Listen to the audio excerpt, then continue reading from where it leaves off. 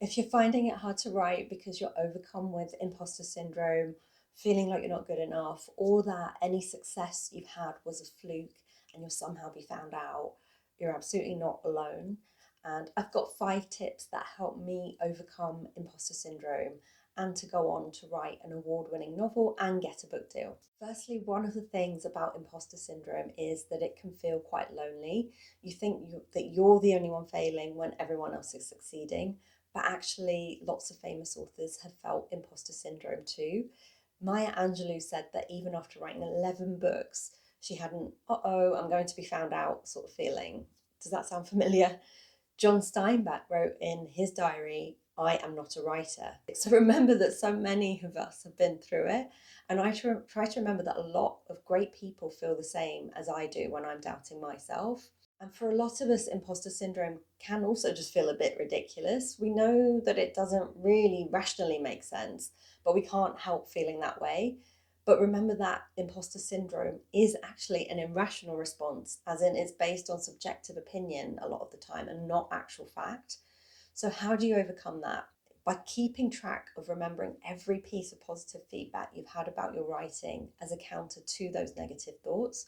So, next time you're thinking, my writing's not good enough, think back to either something you're really proud of writing or that you've had feedback from others about, whether that's friends, beta readers, an agent, or a publisher, anyone who said great things about you and your writing, to remind yourself.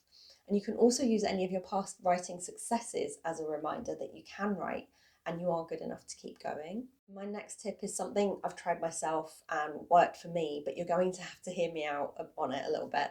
So look at times that others have overcome setbacks, or perhaps go to a really famous author's profile on Goodreads and then take a look at the 1-star reviews.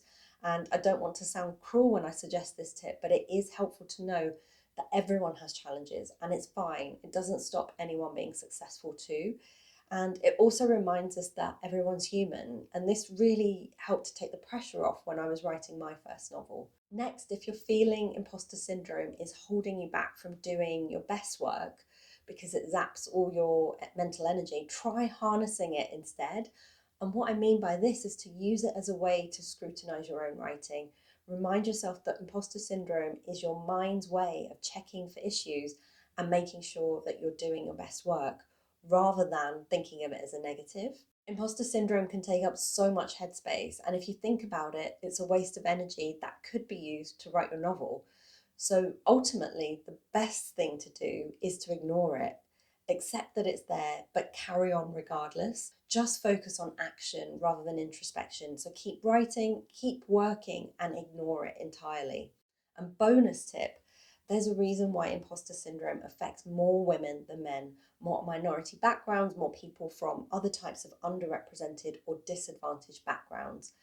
For those of us who feel like outsiders or who are not the norm of what is expected in a particular environment, whether that's publishing or the boardroom or whatever, then it's not really surprising that we feel imposter syndrome. We feel we are there by luck or by accident because so much of the narrative, and in fact the world, is set up to make us feel that way, which is yet another reason to ignore it.